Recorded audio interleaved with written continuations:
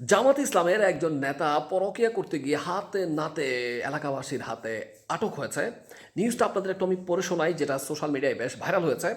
সীতাকুণ্ড ৭ নং কুমিরা ইউনিয়নের ১ নং ওয়ার্ডের মাঝামাঝি পাড়ার জামে মসজিদের খতিব, দেখেন মসজিদের খতিব হয়ে একজন দায়িত্বশীল ব্যক্তি যিনি মিম্বরে কথা বলেন, তিনি কিভাবে পরের বউর সাথে এই ধরনের আকাম কুকাম করতে যায়।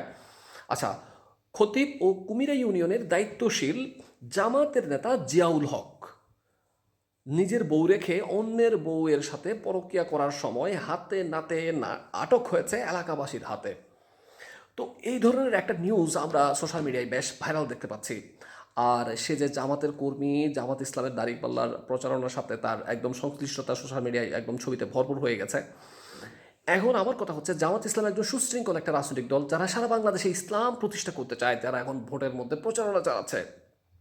আগামী জাতীয় নির্বাচনে জামাতের জয় মানে হচ্ছে ইসলামের বিজয়, যদিও বা সেটা কোরআন হাদিসের সম্পূর্ণ অপব্যাখ্যা। কোরআন ইসলামের বিজয় হয়েছে ১,৫০০ বছর পূর্বে। তারপর আমি বলবো জামাত ইসলাম সুশৃঙ্খল একটা রাজনৈতিক দল। এদের একটা এক ধরনের ওদের ইমেজ আছে। ইমেজের সাংঘর্ষিক এই ধরনের কাজের সাথে জামাত ইসলাম কেন বারবার জামাতের কর্মীরা যুক্ত হয়ে যাচ্ছে, পরকীয়া করতে গিয়ে আটক হয়েছে, এটা একদম ন্যাক্কারজনক কাজ। তাছাড়া তিনি একজন মসজিদের খতিব, যিনি মিম্বরে বসে মানুষের ইসলামের দাওয়াত দেন। জামাত ইসলাম ইসলামের দাওয়াত তো দিচ্ছেনই, তার উপর যিনি এই ন্যাক্কারজনক কাজটা করেছেন তিনিও কিন্তু মসজিদের খতিব। একজন খতিব হয়ে যদি এই ধরনের কাজ করে, ইমাম সাহেব যদি এই ধরনের কাজ করে, তাহলে সাধারণ মুসল্লিরা কী ধরনের অপকর্ম তাদের অনুসারীরা করবে।